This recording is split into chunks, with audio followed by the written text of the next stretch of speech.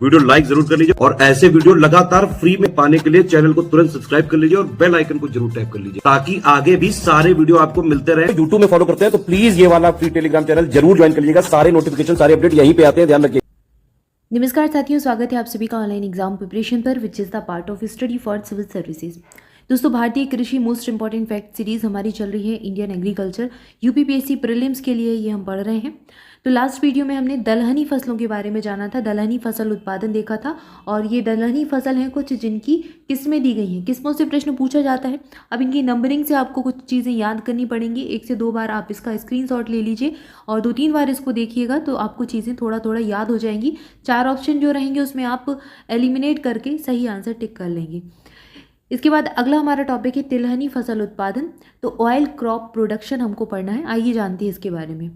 सबसे पहला तथ्य दिया गया है, धान के कण में 8.5 से 25% तक तेल पाया जाता है। तो जो धान होता है उसका जो कण कहलाता है उसमें 8.5 से 25% तक ऑयल पाया जाता है, तेल पाया जाता है।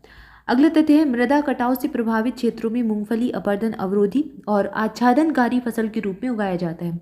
तो ऐसे क्षेत्र जहां पर मृदा कटाव की समस्या पाई जाती है वहां पर मूंगफली को अपर्दन अवरोधी के रूप में उगाते हैं या फिर आच्छादनकारी फसल के रूप में उगाया जाता है।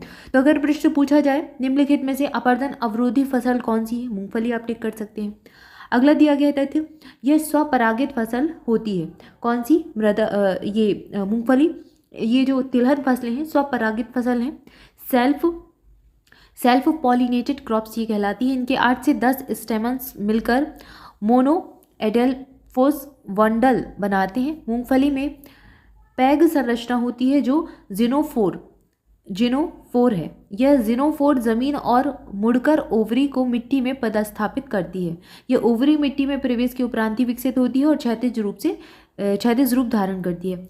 अब यहाँ पर ये सारी चीज़ें आपके काम की है नहीं, इतना कुछ आपको ज़्यादा ध्यान इसमें टर्म्स में नहीं फंसना है। ये जो इसका पर्टिकुलर सब्जेक्ट वाला कोई एग्ज़ाम होता है तो उसमें ये वर्डिंग ज़्यादा पूछी जाती है। सीधा यहाँ पर आपको तो मूंगफली से याद रखना है कि मूंगफली में मोटे मोटे तौर पर आप चीज़ों को याद कर लीजिए। जैसे कि पहली चीज़ तो अपर्दन अवरोधी फसल होती है, ठीक है। मृदा कटाव से प्रभावित जो क्षेत्र हैं वहाँ पर इसको उगाया जाता है। स्वपरागित फसल है एक प्रकार से। और यहाँ पर इसमें दिया है इस प्रक्रिया को पैगिंग कहते हैं। अगर पूछा जाए पैगिंग शब्द किससे संबंधित है तो कृषि से संबंधित है, ये चीज़ याद रखें, ठीक है। इसके लिए उचित जल निकासी वाली बलुई दोमट मिट्टी अच्छी होती है। तो ये मिट्टी का प्रकार याद रखिए, किस प्रकार की मृदा में इसको उगाया जाता है। अगला तथ्य है, मूंगफली की खली में 7 से 8%, ये इंपॉर्टेंट फैक्ट है, इसको जरूर याद रखिएगा कि नाइट्रोजन की मात्रा कितनी है, 7 से 8% मूंगफली की खली में। और 1.5% फास्फोरस पाया जाता है।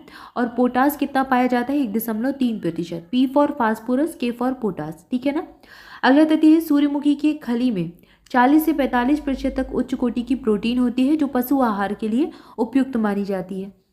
अगला तथ्य है, सनफ्लावर 45 से 50% ऑयल इसमें होता है। सूर्यमुखी भारत में 1969 में तिलहनी फसल के रूप में रूस से लाई गई थी और सोयाबीन 1968 में यूएसए से लाया गया था। मतलब ये भारत की फसलें नहीं है, इनको हम यूएसए से और रूस से लाए थे सूर्यमुखी को, और सोयाबीन जो है इसको यूएसए से लाए थे। और ये लगभग आसपास ही 1 साल के अंतर पर लाया, पहले सोयाबीन 1968 में, फिर 1969 में सूर्यमुखी के तेल में 64% लाइकोनिल अम्ल पाया जाता है। ये इंपॉर्टेंट है कि इसमें कौन सा एसिड मिलता है, तो भाई एसिड भी हो लाइनोइक एसिड होता है जो मानव धमनियों में एकत्रित कोलेस्ट्रॉल को साफ करने का कार्य करता है। सरसों के तेल में कौन सा एसिड होता है, एरोशिक अम्ल पाया जाता है सरसों के तेल में। यह मानव स्वास्थ्य के लिए हानिकारक होता है। और सबसे ज़्यादा आप देखते हैं अधिकांश तौर पर अभी सरसों का तेल ही प्रयोग किया जाता है। भारतीय घरों में तो अधिकांश सरसों के तेल से ही सब्जियां बनाई जाती हैं। सरसों और राई में फंगेंसी आइसोसियोसाइनेट के कारण होता है। क्रूसीफेरा कुल के सभी पौधों में फंगेंसी इसी से होता है। सरसों की खली जो होती है इसमें क्या होता है, ग्लूकोसिनोलेट्स, इसकी उपस्थिति के कारण मनुष्य और पशु दोनों के लिए इसकी खली प्रोटीन हेतु उपयुक्त स्रोत नहीं मानी जाती, मतलब इसका यूज़ नहीं किया जाता। यह वृद्धि और विकास को प्रभावित करता है और साथ ही घेंगा भी उत्पन्न करता है। अगला तथ्य है, सरसों जो है इसको ब्रैसिक जंसिया कहा जाता है। इसकी सरसों की टेरल, ये एक प्रजाति है जिसको आप ऐसे याद कीजिए TERILGM 0635। इसमें जो है इसमें ग्लूकोसाइनोलेट की कम मात्रा पाई जाती है। सरसों की और प्रजातियां हैं जैसे कि लेट 14, लेट 3, ALM 933 और इसके अलावा टेरी आपको नाम मिल सकता है या फिर TERI लिखा हो सकता है, HO 31, late 36, LES 127, LES 29, LES 43, ये सारी जो किस्में इसमें एरोसिक एसिड पाया जाता है। ठीक है, तो एक प्रजाति बस है जिसमें ग्लूकोसाइनोलेट की मात्रा कम पाई जाती है, बाकी ये इन सब में एरोसिक अम्ल पाया जाता है। अगला तथ्य कृषि विश्वविद्यालय दांतेवाड़ा गुजरात द्वारा विकसित सरसों की नवीनतम प्रजातियां कुछ ये दी गई हैं, जिसमें NRCHB 506, NRCHB 502 और ZM3 है। इसके अलावा कुछ और प्रजातियां हैं जिसमें वरुणा से प्रश्न बना है, याद रखिएगा। इसके अलावा पूसा बोल्ट, पूसा जय किसान, पीताम्बरी सरसों, ये अन्य किस्में हैं। तिल में 50% तेल होता है, 1820% प्रोटीन होता है, जबकि अलसी में 33 से 47% तेल होता है और 36% प्रोटीन होता है। तो विभिन्न तिलहन फसलों के बारे में बताया गया है, किसमें किसकी मात्रा, किसमें प्रोटीन ज़्यादा है, किसमें ऑयल की मात्रा ज़्यादा है, ये सारी चीज़ें हैं।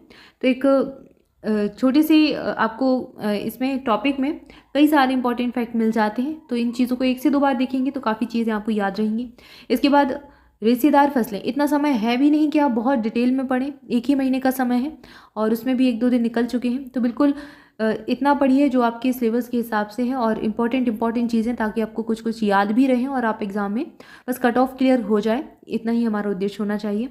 अगला दिया गया है रेशेदार फसलें। रेशेदार फसल में कौन कौन सी आती हैं, ये चीज़ याद रखिए। पहले तो कपास, जूट, पटसन और प्राकृतिक रेशम भारत में उगाई जाने वाली 4 मुख्य रेशेदार फसलें हैं। तो कपास, जूट, सन और प्राकृतिक रेशम, इनमें पहली 3 मिट्टी में फसल उगाने से प्राप्त होती हैं और जो प्राकृतिक रेशम है ये आप जानते हैं इसका एक कीड़ा होता है, उससे कोकून से प्राप्त होता है और मलबरी पेड़ की हरी पत्तियों पर पलता है। रेशम उत्पादन के लिए रेशम की कीड़ों का पालन करना पड़ता है और यही रेशम उत्पादन कहलाता है। इसी को सेरीकल्चर कहते हैं। सेरीकल्चर से प्रश्न बना है, रेशम उत्पादन को क्या कहते हैं, सेरीकल्चर कहा जाता है, याद रखिएगा। इसके बाद कपास मालवेसी कुल का सदस्य होता है। संसार में मुख्यतः इसकी 2 प्रजातियां हैं। प्रथम को देसी कपास कहते हैं, जिसको गासीपियम अर्वोरियम और हर्वेरियम के नाम से जाना जाता है, और दूसरा अमेरिकन कपास है, जिसको हिरसुटम और बारवेंडेस के नाम से जाना जाता है, बारवेडेंस ऐसा कुछ कहा जाता है इसको। तो अमेरिकन कपास है और एक देसी कपास है, 2 किस्में हैं, ठीक है, याद रखें। और दक्कन पठार से शुष्कतम भागों में काली मिट्टी जो है ये कपास के उत्पादन के लिए सबसे अच्छी मानी जाती है। इसको रेगोर मृदा भी कहा जाता है और कपासी मिट्टी भी कहते हैं। इस फसल को उगाने के लिए उच्च तापमान चाहिए, हल्की वर्षा और सिंचाई, 210 पाला, ये सबसे इंपॉर्टेंट चीज़ है, 210 पाला रहित दिन चाहिए और खिली हुई धूप की आवश्यकता होती है। ये काफ़ी मुश्किल दशाएँ होती हैं और जहाँ पर ये दशाएँ पाई जाती हैं उन क्षेत्रों में कपास अगर हो जाए तो ये काफ़ी अच्छी बात होती है, क्योंकि 210 पाला रहित दिन ये बहुत मुश्किल चीज़ है। इसके बाद अगला तथ्य दिया गया है, कपास एक खरीफ की फसल है, इसे पककर तैयार होने में 6 से 8 महीने का समय लग जाता है। देसी कपास का जन्म स्थान भारत और इंडो चाइना और अमेरिकन कपास का जन्म मैक्सिको और दक्षिण अमेरिका में माना जाता है। भारत में अमेरिकन कपास की प्रमुख किस्मों में H4 महालक्ष्मी, जयलक्ष्मी और सुजाता और MCU 56-8, ये सारी किस्में हैं कपास की नवीनतम किस्में हैं NH55, ये बिल्कुल नेशनल हाईवे लग रहा है, अमेरिकन, और LD 694 देसी प्रताप का, और इसके अलावा प्रताप कापी, ये भी एक कपास की ही किस्म है, और एक दूसरी है TURRAB PA255, इसको टुर्रब भी आप कह सकते हैं, और PA255 जैसे भी याद हो आपको, अगर सीधे स्पेलिंग से याद हो जाए तो वैसे कर लें, या फिर आप इसको कुछ बना के या किसी चीज़ से कनेक्ट करके आप इसको याद कर सकते हैं। सर्वोत्तम कपास के रेशे की लंबाई 5 सेंटीमीटर से अधिक होती है। कपास के बिनौले में 18.5% खाद्य तेल पाया जाता है। महाराष्ट्र में कपास को सफ़ेद स्वर्ण कहते हैं, और बिनौल की खली में 6% नाइट्रोजन, 3% फास्फोरस और 2% पोटास पाया जाता है। इसके बाद देखते हैं जूट के बारे में। जूट से संबंधित तथ्य हैं। जूट टिलिएसी कुल का सदस्य है, इसका जन्म स्थान अफ्रीका और भारत है। यह कपास के बाद दूसरी प्रमुख रेशे वाली फसल है। जूट के पौधे से रेशे के अपगलन विधि द्वारा तने की छाल से नीचे से प्राप्त किया जाता है। जूट को सुनहरा रेशा कहा जाता है, यहाँ पर जूट लिखा हुआ है। जूट को सुनहरा रेशा या फिर गोल्डन थ्रेड कहा जाता है, और जूट की फसल बाढ़ के मैदानों में जल निकास वाली उर्वरक मिट्टी में उगाई जाती है, जहां हर वर्ष बाढ़ से आई नई मिट्टी जमा होती रहे। इसलिए आप देखते हैं पश्चिम बंगाल, बांग्लादेश वाला क्षेत्र इसके लिए काफ़ी उपयुक्त होता है। अगला है कहवा। भारत में कहवा 17वीं शताब्दी में मुस्लिम फकीर बाबा बदून के द्वारा अरब से लाकर कर्नाटक राज्य के चिकमंगलूर जनपद में बूदन की पहाड़ियाँ या फिर बाबा बूदन पहाड़ियाँ इनको कहा जाता है, यहाँ पर लगाया गया था। भारत में कहवा की 2 किस्में हैं, अरेबिका और रोबस्ता। कहवा अधिक धूप नहीं सहन कर सकता और इसी के कारण इसके आसपास छायादार वृक्ष भी लगाए जाते हैं ताकि सुरक्षा रहे धूप से। इसके लिए 15 से 18 डिग्री सेल्सियस औसत वार्षिक तापमान चाहिए, 150 से 250 सेंटीमीटर वर्षा चाहिए। पाला जो है ये कहवा के लिए हानिकारक होता है। भूमि ढालदार होनी चाहिए और जड़ों में पानी ना रुके। 600 मीटर से 1600 मीटर तक की ऊंचाई पर कहवा का उत्पादन उत्तम माना जाता है। इसके लिए दोमट या फिर लावा निर्मित मिट्टी उपयुक्त होती है। सबसे उच्च कोटि का कहवा अरेबिका कहलाता है, किंतु यह कीट और रोग से ज़्यादा ग्रसित होता है। फलतः इसका उत्पादन कम मात्रा में ही किया जाता है। देश के रोबस्टा प्रकार का कहवा सर्वाधिक क्षेत्रफल पर उगाया जाता है, मतलब हमारे भारत में रोबस्टा प्रकार का जो कहवा है इसकी प्रजाति है उसको सबसे ज़्यादा उगाते हैं। इसके बाद अगली जो फसल है वो है रबड़। रबड़ के बारे में जानते हैं, यह भूमध्य रेखीय क्षेत्र की फसल है, परंतु विशेष परिस्थितियों में उष्ण और उपोष्ण क्षेत्रों में भी उगाई जाती है। इसको 200 सेंटीमीटर से अधिक वर्षा और 25 डिग्री सेंटीग्रेड से अधिक तापमान चाहिए। नम और आर्द्र जलवायु चाहिए। रबड़ मुख्य रूप से केरल में ये बहुत सबसे ज़्यादा उत्पादन वाला राज्य है, याद रखिएगा। तमिलनाडु, कर्नाटक, अंडमान निकोबार द्वीप समूह और मेघालय की गारो पहाड़ियों में उगाया जाता है। सर्वप्रथम 1826 में हेनरी विलियम ने रबड़ के बीज को ब्राजील से लाकर भारत में उगाया था। अगला तथ्य है रबड़ की खेती लॉर्ड सेलिसबरी ने भारत में आरंभ की। भारत का जो रबड़ का पौधा है ये 300 मीटर और 700 मीटर के पहाड़ी ढालों पर उगाया जाता है। रबड़ के वृक्ष से दूध या लैटेक्स प्राप्त होता है, उसी से हम रबड़ निकालते हैं। तो ये हमने कुछ फसलों के बारे में देखा। इसके आगे की जो फसलें हैं उनको अगली वीडियो में देखेंगे, अगले पार्ट के रूप में।